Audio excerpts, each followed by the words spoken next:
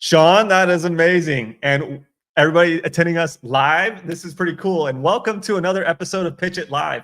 I'm Adam Bielanski, your host, alongside with my amazing co-host. Look, there we go, official terms now. Wow. Sean Lardo.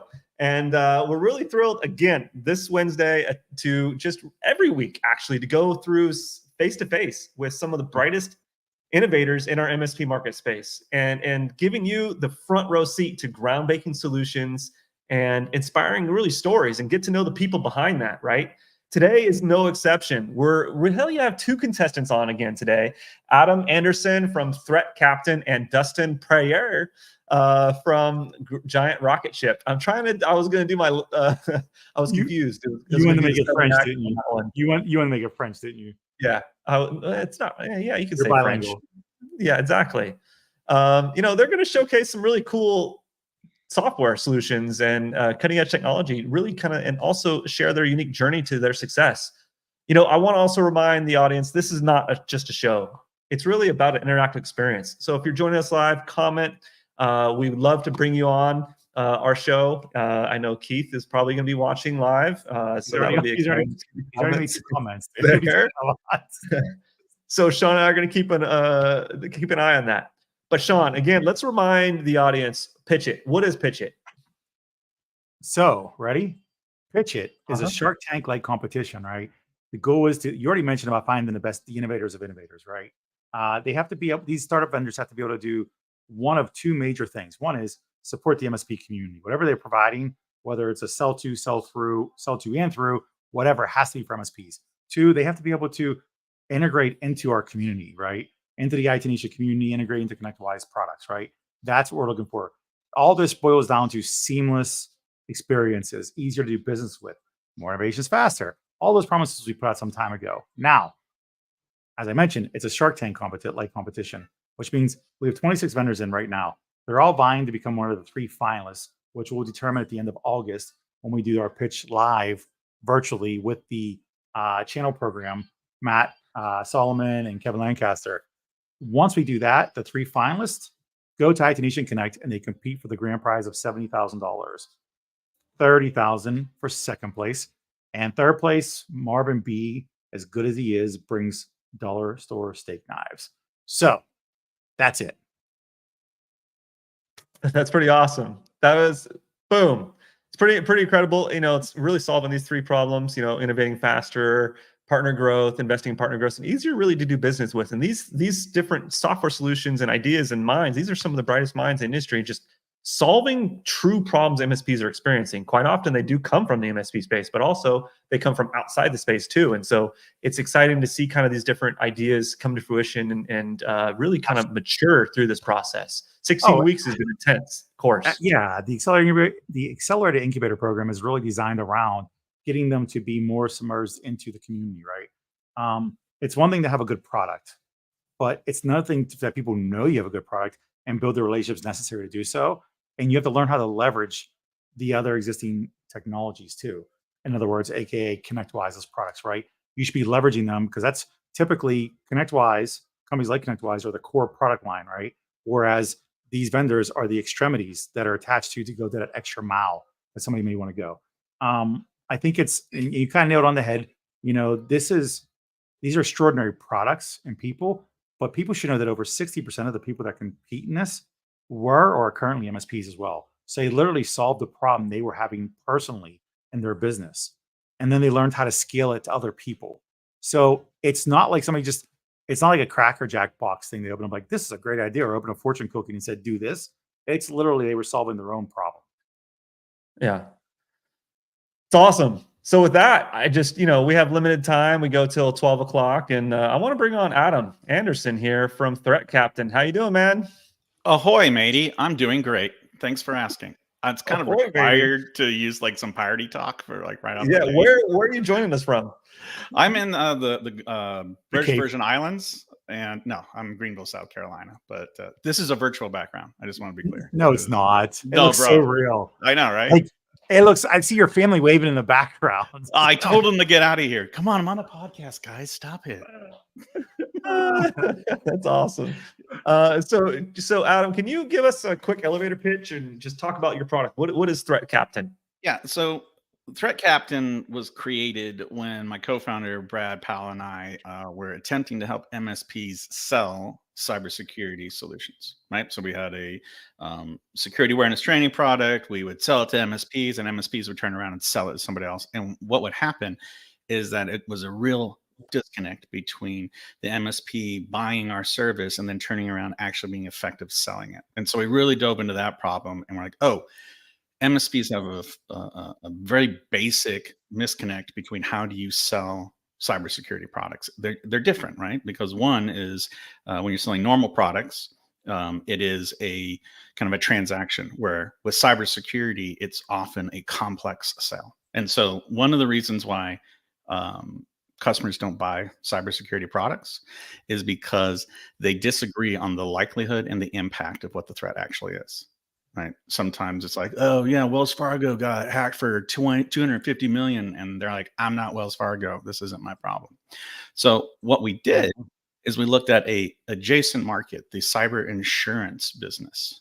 And we looked at how they quantified risk and how they looked at likelihood versus impact. And then we stole it. So we did innovative. Here's how I innovate. I think this is my 7th cybersecurity company, and man, does it suck to have to always create new things. So we just bought a company that actually did the core part of the quantitative analysis of cyber risk, and we were like, how do we use this best? We need to create a tool that is perfect for an MSP sales engineer, solution architect, or salesperson. And the whole thing is giving an answer to the question, how much is it going to cost if I get hacked? Pretty good, right? That's really good. Yeah. Well, let's unpack that though. One thing is, the reason why people don't buy cybersecurity stuff is because it's already confusing. Word. Yes. 2, it's confusing because there's marketing buzzwords that they say, we protect you and your data, and that's where they end. And it's like, so you all do that? The same stuff? So it's just really identifying where somebody belongs in the multi-layered, let's call it the cybersecurity multiverse of crap, because that's what it is, right? And so when you align yourself to this, how do you make sure that you align yourself in the right place and say the right things so people understand what they're getting from you? Right. So the first thing that they don't want to do is listen to all the different security controls and the things that they stop. Right. When you begin to get into what are the different threat vectors, when you get here's all the different security controls, and then and compliance enters the picture, and it's a constantly moving target, and people get exhausted by that. So to combat that, what we first say is, hey, look, we need to have a conversation about your appetite for risk. Where are you with likelihood? Like, if you have a high threshold for risk, maybe we don't deploy a whole bunch of stuff. If you have a really low threshold for risk, then I really need to custom a solution just for you. And until you can answer that question with them, with the end client, then you have no shot at actually getting to the finish line where you're like, this is the security posture I want you to have, and these are the tools necessary to get there. So it really starts with a consultative-based approach where you're asking a lot of questions. And the tool that we built actually shows pretty graphs. So what we do is we grab the MITRE ATT&CK framework, and we grab the Verizon data breach report. So I have how much a breach costs, and I know the kill chain. So if I can get what your security controls are in place, how many records are potentially at risk, industry, and what kind of attacks coming in, I can straight up tell you industry data about what the impact is. And based off of your security controls, I can tell you the likelihood of that breach actually happening. Man, I nailed that. That was great. I'll take affirmation. I'll take affirmation. It was really good for a beginner. It was good.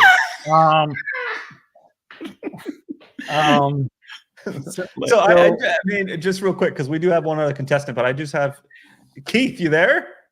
Oh God, Keith, are you in here? Grandpa's gonna grandpa. You know how to turn it on. Come on now. Grandpa's gonna grandpa. Yeah, he is. He's trying. It's why it's a black screen. You can't hear him. I'm moving on. Yep. Moving on to Adam. Oh, there he is. Oh, there he is. There's the man, the legend himself. He's coming with us live. And I brought you on specifically only for one reason. It'll be quick because I want to respect all contestants on this. The beards.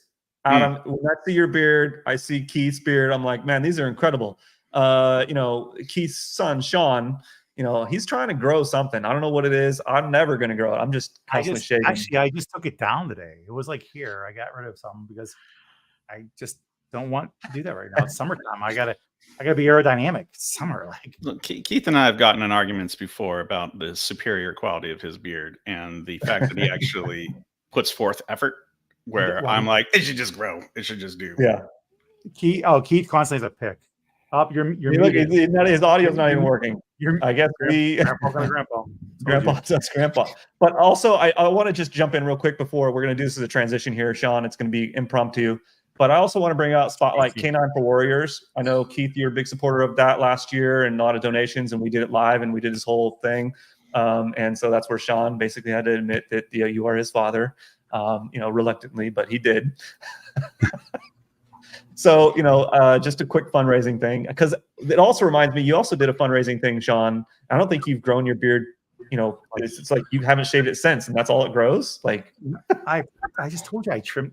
No, I've taken it down a bunch of times. I'm a man. I can grow a beard, Adam. But we did the beard shave 2 years ago with me, Matt Lee, and a bunch of others, and we raised $200,000 for that. So, and just so we know, being on the advisory board for ThreatCaptain, one of our models is make it so easy even Sean Lardo can understand it. That is true. Actually, that's my lower back tattoo. It's written in pirate script. Yar, make it easy for Sean.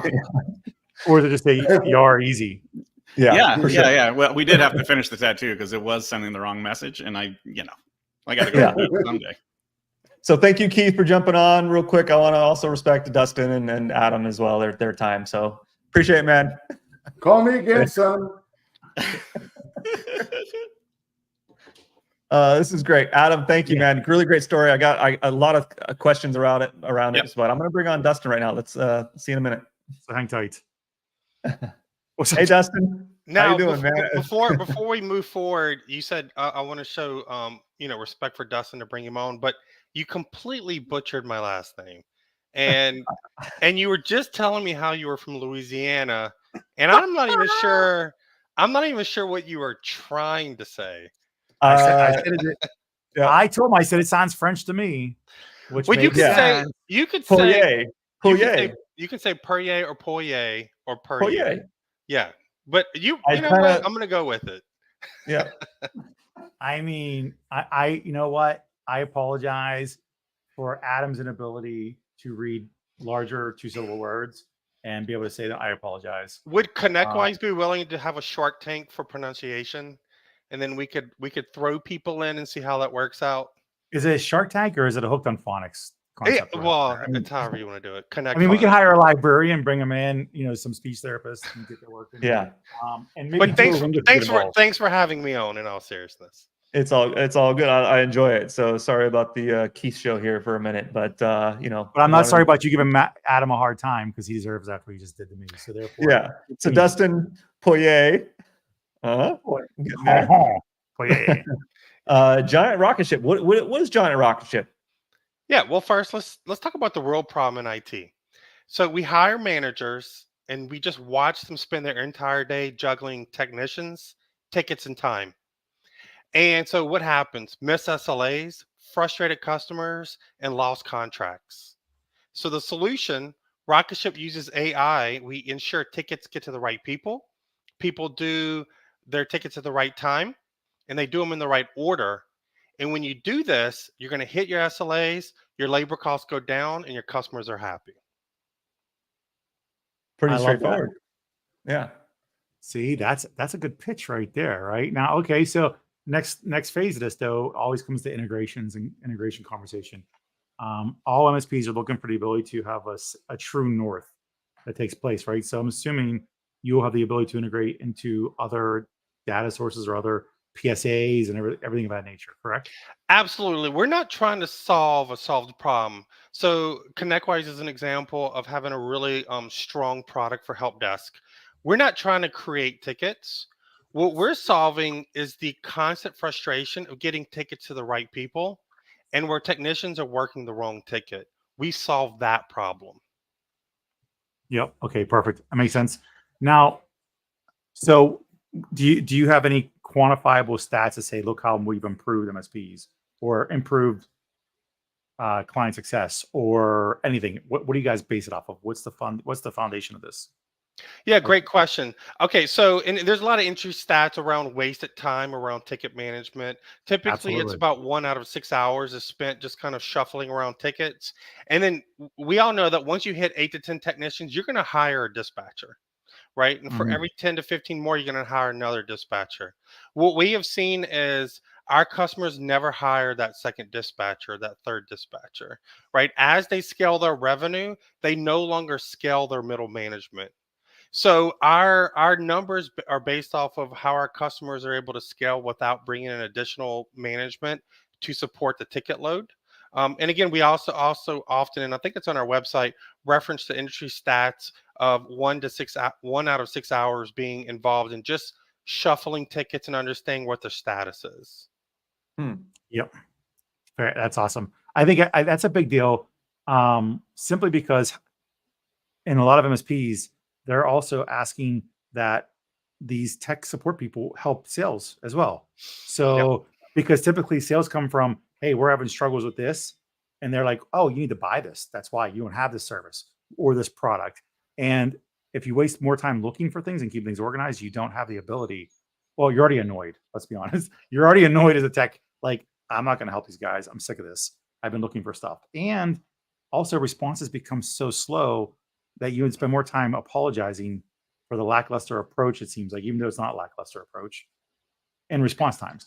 Well, what amazed me, so I'm one of that 60% where I owned and operated an MSP for almost 20 years, and this product came out of that MSP. And the other frustration is internally your technicians get annoyed because they're constantly being given tickets they shouldn't be working, or they're overloaded. And so you have the situation where customers are frustrated because you're always missing SLAs, not getting resolutions. And then you have this internal frustration where technicians are always wondering, why do I have this ticket? It's not logical. And it's given because service managers get desperate moving tickets around trying to work through the bottleneck. And a lot of it is people simply aren't able to respond fast enough to the fire hose of tickets that come into MSPs. Yep, that's fair, and that's fair. And again, though, if you had a process that was automated and simple, and I'm assuming, and that's where I'm assuming the AI comes into play, right? Is to alleviate the bottleneck and to distribute or respond, or what does the AI do for the what is the specific goal of the AI? Great question. All right, so the core of the escalation engine is a rule-based engine where it understands, hey, this is a Meraki networking ticket. It's going to go to my tier one networking team. And then the AI does role mining where it starts to better understand who actually is faster at resolving certain types of tickets. Our solution also understands that maybe a tier one hit a roadblock. It will take a ticket and begin escalating that ticket to the next tier for you. Essentially, it steps in and is doing minute by minute dispatching against those tickets, ensuring they go to the right people. And then in the future, we're going to be doing upskilling for staff. As you want to bring your tier one up to a tier two level, what better way than slowly dispatching tickets for things you want the technicians to learn, but not overloading them with work that they're not 100% ready for? I love that, and I love that you're scaling with them too. I just curiosity. So you said, if I understand correctly, best to solve that ticket. Also, AI is doing, like, who's the person that put. So are you also calculating how well somebody does? Are you gauging that, or how does that happen? Yeah, so we store stats, and I want to be clear on one thing: we do not solve tickets, right? So those Sure, are large language models. We do use AI for categorization, understanding flow and what's happening, but we don't actually inject text into tickets. That's a different universe, sure. and we're going to let other people solve that. But your question was like, what are we really tracking, and what are we Mhm. doing with that data? Well, you also said about the person best able to answer. So are you tracking their production kind of? Are you grading the employees on what they can do on tickets, or On what? their time to close, right? So if Yeah. I give you a ticket for Ubiquity, and it takes you 4 hours, but it takes Adam 3 hours. And then in the future, when a new ticket comes in and both of you guys can get to it at the same time, because our algorithm not only knows who can fix it, but who can get to it faster. But then if you guys equal out on that, well, then who's the logical person to give the ticket to, even if you're in the same tier? Well, Adam. And so Rocketship will start making really smart decisions on who to give it to, because in your case, Sean, you might be phenomenal at fixing an Azure issue. You're both in the same tier. So Rocketship's going to start saying, hey, you know what, Sean, maybe I'm going to give you more Azure work. And then Adam, you're going to get more Ubiquity work. This wasn't given to the rules, but we're learning this. And in this way, we're going to be pushing more tickets through. And you're happier as technicians because you're working on stuff you're really good at. I love that. Nice. Okay. That was really, really slick. So there's actually a couple comments that I just want to raise here. So Keith actually just commented, last time I looked at Giant Rocketship, it was Autotask base. Have they expanded? I'm imagining, yes, maybe. I don't know.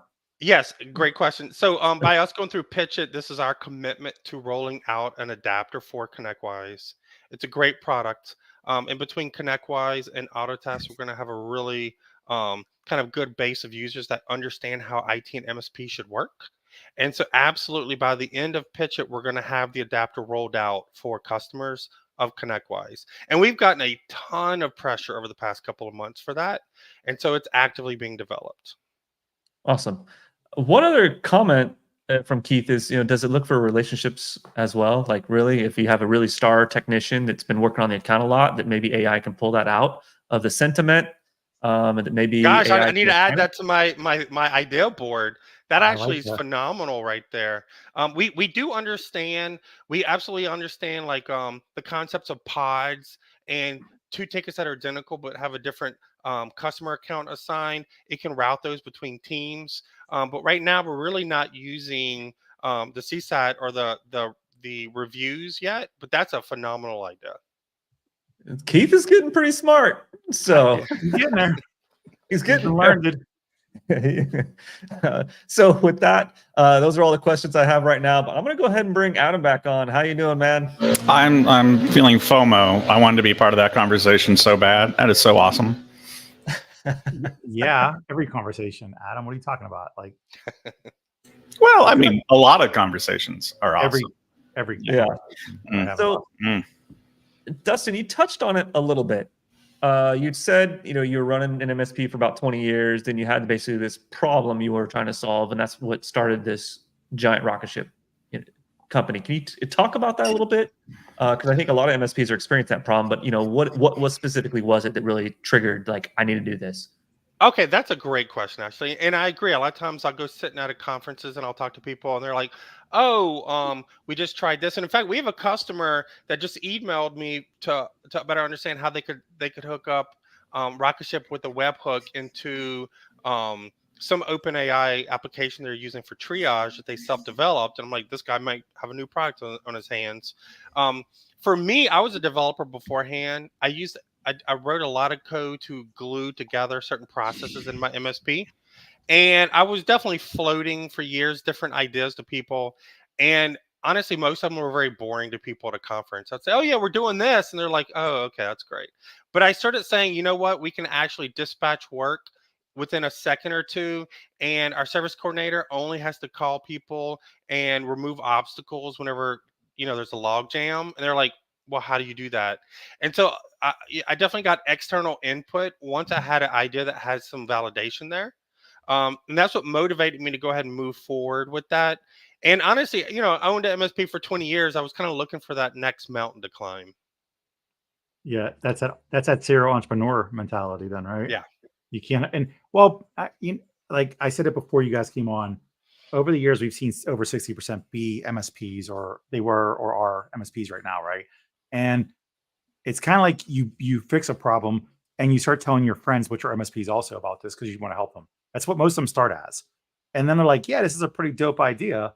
You could probably charge for this. And you're like, oh, I can. You can't charge them because they're your friends and you're beta in it. But that's kind of what happens. And you guys start sharing it, which is always impressive. Actually, the first 3 years ago, the winner was Gene Rich from Traceless. He's still currently an MSP up in New York.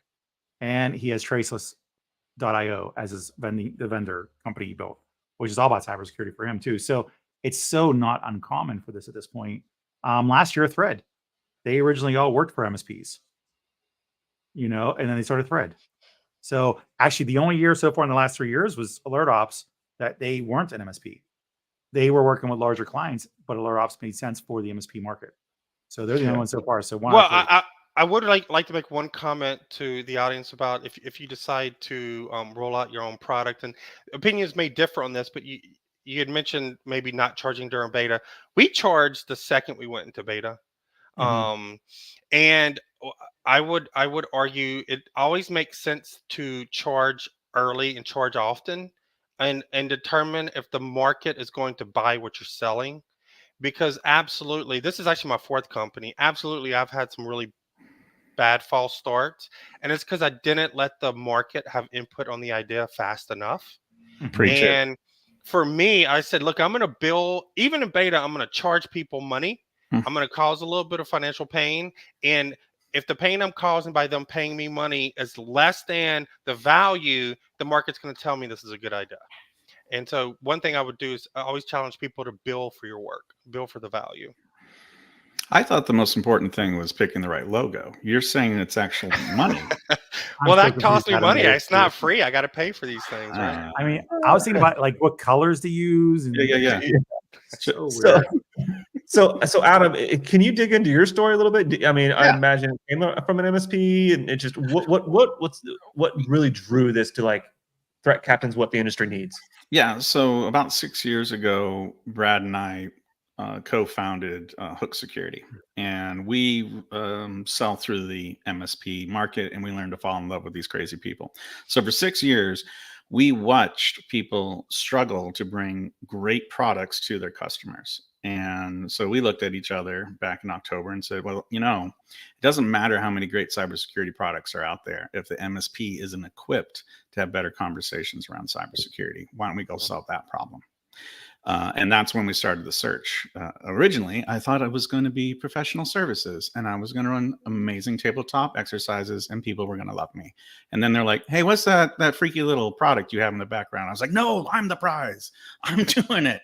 And yeah, eventually we found out that inside of every great offering, there's probably a piece of technology that really helps scale it. And so, yeah, the whole genesis of this is that we see great MSPs who have amazing relationships with their customers and are just stumbling out of the gate on how do you set up the conversation around cybersecurity. And that was the real catalyst. Again, that comes back to being confused, right? And who does what. I think every MSP and every cybersecurity vendor should leverage like those IBM commercials, because they're built for the end user, right? They're like, you got 240 million, blah, blah. And even though the end user has like my mother doesn't know what the hell that means, but it seems scary to her. So now she knows she has to address it. That's right. The next time. That's why they shove money in their mattress, right? There's no real reason, but that's because they saw a commercial way back in the day that they were nervous about, right? And so, and IBM and Dell and Microsoft, they all make their messaging towards the end user all the time. That's right. You might as well leverage it. Just use it. I'm not saying you want to sell them, but you're here if you want to educate them on a reliable name. They know those names. That's right. Well, and the struggle is that fear is great at starting the conversation. I mean, I'm a true believer in FUD. If people don't get to see it, then they don't understand it. So you have a responsibility to be truthful with them. The process stops where they actually decide to take action when you scare them so much that they think there's nothing they can do about it. So you have to transition from FUD over to actual solution architect. It's a consultative sales at that point. It's you talking about the business needs and showing them what's the possibilities, and then how you can, and then the value comes in. Let me show you how I can resolve that. Let me show you what happened here. Has ever happened to you? Yeah, this happened one time. How did it affect you? Great, cool. Let me show you in a similar instance that we worked with that helped that happened. How we helped them. You can do that. And that's with all technology. That's not just you guys. That's all sales processes, and marketing content should look this way. Yeah, absolutely. And that's the role that we like to fill right in there at the beginning of that process to start off. Hey, can we do this consultative-based sell in a different way? Like, how do you approach cybersecurity in a way where you're a trusted advisor rather than a guy pushing a product? And that's the whole point. Talk about budget right out of the gate in an adult way, not as like, please, can I have it? But let's talk about what the your spend is possible. Let's look at the different controls and see what we're going to actually spend and talk about ROI right out of the gate. But isn't that BANT? If people learn sales, learn about BANT. It's an acronym: budget, authority, need, and timing. Mhm. You can have that in one conversation. You've covered the essential pieces you need to. You can have any other conversation you want to have around that about anything. You can talk about my kids now at this point, or we had to go to a game, but otherwise, if those aren't answered, you've not done your due diligence anyway. But that's the problem, right? That most MSPs are suffering from is when they go and have a conversation, they're usually talking to somebody not in control of the budget. So they have the pain, but they don't have the authority in the budget, because usually you're talking to an IT director or somebody who wants the tech, but they don't bring in that CFO or that controller that actually allocates the budget. And so you're depending on your customer doing the internal sales back and trying to get budget, when what you really want to do is have a financial and a business risk conversation with everybody in that C-suite area that's appropriate. And so one of the things I love about our tool is it gives the MSP seller an excuse to talk to the CFO, because the IT director sure as heck doesn't want to have an opinion about financial risk. I think one really interesting future topic for you, Adam, clean face Adam, is just the learning and insight that that MSP vendors get when they transition into product sales. In a SaaS company like mine is a product sell. If I could go back 15 years and show that MSP owner what I've learned about how you properly close deals just by having a SaaS company or a product company, it would be huge. And I think that's one of the, and this is, we're not here to really talk sales, but I think that's one of the big struggles for MSPs is not understanding that budget mentality. Don't waste their time. Don't waste your time. How do you train that? Well, I'm sorry, I'm nerding out here. So like the idea here of nerd out. What I think we need to do is actually train better, give the training to the salespeople. And also that's really, really difficult to train hundreds of thousands of salespeople. How much, hold up. How much training and what should they be trained on is the question. That's always the problem. Yeah. And I'll tell you, because obviously my background is in sales and growth and everything else, right? Mm-hmm. That's how I, and this is how I'm able to to dissect what you guys do into layman's terms for me. So for a salesperson, when they start day one at any job, it's like this, right? They have nothing. They're flatline. Then they start to get deals, and they start growing and growing. Then they're top of their game. And then all of a sudden they start dropping. And good salespeople know that they're dropping because they have an overabundance of information they're trying to share.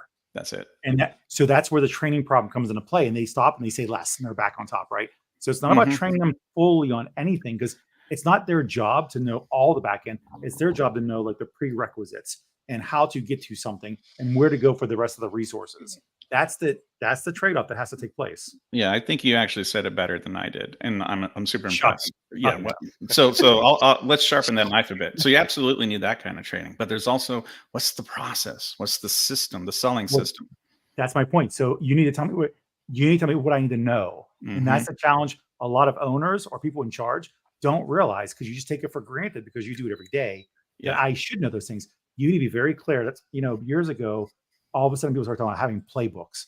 And I was like, that's stupid. But then as I realized and got more into it and I started leading people, I was like, holy shit, I need playbooks. I'm like, and that's what a playbook is built for. And I say this in front of MSPs all the time. MSPs, if they would do half for their growth as they do for their tech support processes and procedures, they would all grow. They already do it. They're like, we're not part of that. But yes, you are, because you built a playbook for how tech handles tickets and what they should say. You give them scripts for these things, right? Or whatever, right? And you teach them those things. Same rules apply for sales. And it's always a challenge. And this is the disconnect always. So Dustin, if you don't mind, since you've got the background now, I want to ask you a question. The idea that you put a salesperson into a role and it doesn't have a system or a process in place, and your commission structure is all screwed up, so they're not incentivized correctly to actually move the products you want. Did you have to overcome that? I did in my MSP for sure. I learned a lot of expensive pain in the MSP that I've taken into giant Rocketship. For sure. And I do want to make one real quick comment to Hairy Face Adam. So I love this. what? Well, it's the only way I can keep you guys straight because otherwise you're identical. That's fair. But it is I think one failure that MSPs have around sales is not being comfortable with being uncomfortable with their questions, right? Ooh. Right. So it's particularly owners don't want to rock the boat too much because they work so hard to get that sales meeting, and they don't want to just close it saying, "Do you have budget for this? Are you going to make the decision on this? Are you going to sign today? And if not, can I come back tomorrow?" They don't want to ask those uncomfortable conversations, and they don't understand why they can't grow. Or when they do grow, they grow with the wrong people. That was actually my script for proposing to my second wife, and we got the boom, got the deal. Got to Well, find how many out. times did you have to come back the next day? Yeah, I did. Yeah. I knew you some time. There wasn't enough pain. There wasn't enough pain. She had authority, but no pain. That was So I'm going to jump in here real quick because I know we only have about 9 minutes. We got time. It's a deadline here. There's a couple things I want to get through here, and I want to kind of share here what has been maybe your biggest challenge that you've overcome so far, and then also kind of talk about what do you envision your future to be like? What's that going to be looking like? What's the next big step for your organization? So the challenge and then the next step. So Adam, let's start off with you, Harry Adam. Yeah, Harry Adams up. Clear the way, pink eye everywhere. It's fine. Here we go. So the biggest thing that we've really been struggling with is this tendency of the MSP wants to sell on impact. Scare you, big numbers, but the client's buying on likelihood. And so one of the things that we've been struggling with and that we think we've cracked the nut on is how can we equip MSPs to talk about the spectrum of risk, where you can have red, yellow, green on likelihood and red, yellow, green on impact. And it's like, it's okay for them to say, I really don't think this is going to happen to me. If the impact's strong enough, then you can say, hey, you're mid-risk. Let's approach it in the way and share languages. So that to me was our big problem, because we get a lot of disbelief with the facts. Like I'm sorry, this is historical data that I'm showing you. This is Monte Carlo simulation. This is real stuff. And if you don't get on the same page with the customer about what they believe and then start from there, game over, baby. You're not moving it. Let me jump in on this for 1 second. Something to consider, that should be considered in this case. You're trying to change somebody's whole dynamic of how they do things, right? Mm-hmm. Historically, we know that MSPs do not want to have that conversation. They don't know how to provide value in that case. They don't want to do the necessary. It's not in them, right? However, why not adjust the way you do it by aligning what you're providing and build it into their existing services to existing clients? It's that way. It's not a conversation about that specific thing, because then they have to spend so much time building value in each segment of business they're going to help you with. I feel like an MSP should be saying, we're here to make sure you have business continuity through technology. We're going to handle all this stuff. And it doesn't matter what you fall into at that point is your product. It just matters that they feel secure. Have you ever read your homeowner's insurance policy? I haven't. There's a billion things in there, probably a bunch of shit I don't need, but oh well, I'll pay for it. It's because I don't have the know-how nor the time to know what I do need from that. Well, and that's kind of what we hope our tool is going to be producing, is to reduce the need to have that conversation, because it's just part of the graph. It's just part of the report. Like, rather than have to kickstart it, it's like, hey, in this QBR, we're going to start 15 minutes. Look at this report generated by ThreatCaptain. Let's have a conversation about it. Do you believe it or not? Let's have a conversation. Yep. Yeah, absolutely. I'm sorry, awesome. Adam, I'll shut up now. It's just the next question, right? It's the same question to Dustin, right? What have been your biggest challenges? And then also, what's been the biggest success you've had so far in your organization right now, up to date? Okay, so the biggest challenge has really been shifting from that service to product mindset. Okay. I am here to solve one problem and one problem only. And coming from a service mindset, I was always looking for that next big project from a customer. We would provide our core MSP stack, and then you really make a lot of profit off of the professional services that you put on top of that stack. And with Rocketship, the biggest hurdle I had to deal with all through the beta was learning I have one job and one job only, and it's fixing this one problem. And so learning to understand that our customers, they are phenomenal at identifying problems, but they're not great at identifying solutions. And so we get a lot of feature requests. and we got a lot of ideas and great thoughts from our customers, but understanding I have to stay focused. And as the visionary, my job is to keep my eye on that endpoint at the end of the coast that I'm moving the ship to. And that our customers are there rowing with us, but I'm not trying to sell them everything. Yeah. Yep. Man, productizing is really, really super critical. I mean, yeah. Well, Yep. I think being specific and not selling everything and figuring out what the pain point is and addressing. Exactly. There's a book they ask you answer. Yep. Everybody should read that, because then it forces you to answer exactly what you have to do first. You can move on to a bigger conversation, but if their primary concern is A, and you don't even talk about whatever A is, you've wasted a conversation, because you never even absolutely. I hate when people do that. Sean. It was processing in my head. So. Yep.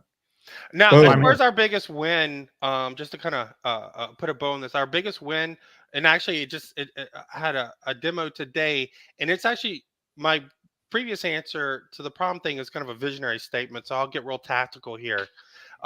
Just it feels good when you're doing a demo and somebody says, and we're per user and we just increased our rates, and they said, oh, I figured this would be a lot more expensive. Yeah, totally. We're fine with that. And that's the kind of feeling you get where first you're like, I didn't raise the rates high enough. But then at the same time, you're like, okay, I'm actually conveying value here and people are understanding it. And we all know that we forget to celebrate the small wins. And so I really just took a moment and I was like, man, this group got it. And they're placing more value on what we're doing than I was placing on it. That's solid. Solid, man. Sean, I want to respect you have literally a follow up at 12 o'clock. You know, we only have about 3 minutes here. Yeah, we have our workshop that happens. And both these have to be in also, because especially Adam, because his pitch is awful, so he needs the help. No, that's fair. No, that's a solid point. So, you were talking about clean face Adam, right? Yeah.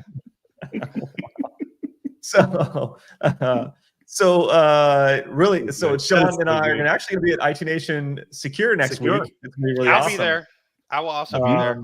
Dustin, see you there. Adam, what about Adam?